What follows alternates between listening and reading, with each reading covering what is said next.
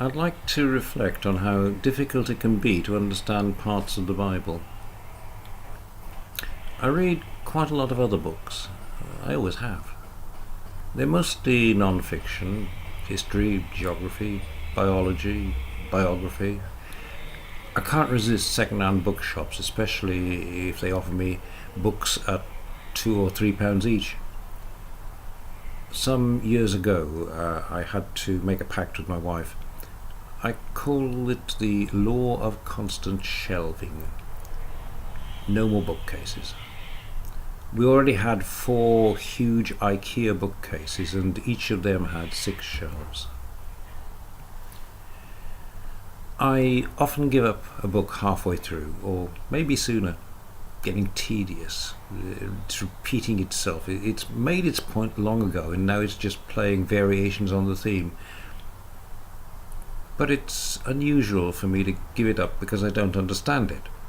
By and large, I do understand what I'm reading. Or at least I think I do. It's different with the Bible. There's lots I don't understand. And sometimes I get impatient with it.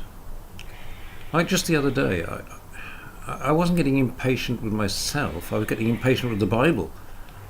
I was arrogant enough to assume that what I was reading was at fault. Of course, it couldn't be my fault, but I couldn't understand it. I could show you what I was reading. I could show you how I did eventually come to understand it, but that's not the point. It's enough to say that it was a verse in the book of Acts. Luke recorded what Paul was saying, and Paul was quoting Isaiah to prove that Jesus rose from the dead. Didn't make sense. I found myself getting annoyed with Paul, then with Isaiah, and then with Luke, and finally with the translators. That was not good. I'd forgotten a much simpler lesson. It's a lesson Jesus taught his disciples. It's the lesson that we're not expected to understand some of the stuff without the Lord's help. You know the parable of the sower, and you know what it means. But how do we know what it means? With the benefit of hindsight, it's blindingly obvious to us what Jesus meant when he told the parable of the sower. But it wasn't at all obvious to his 12 disciples. They had to ask Jesus what it meant. He explained it to them, and that's the explanation we rely on.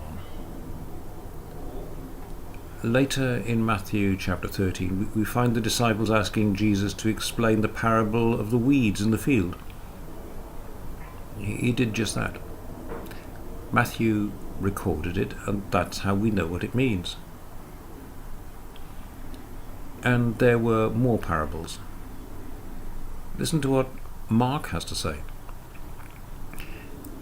With many similar parables, Jesus spoke the word to them as much as they could understand. He didn't say anything to them without using a parable, but when he was alone with his own disciples, he explained everything. The Lord explained what they couldn't understand. They had to go to him for the explanations.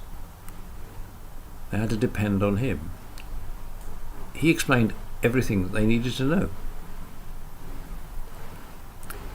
I often use a simple little prayer before I pick up my Bible.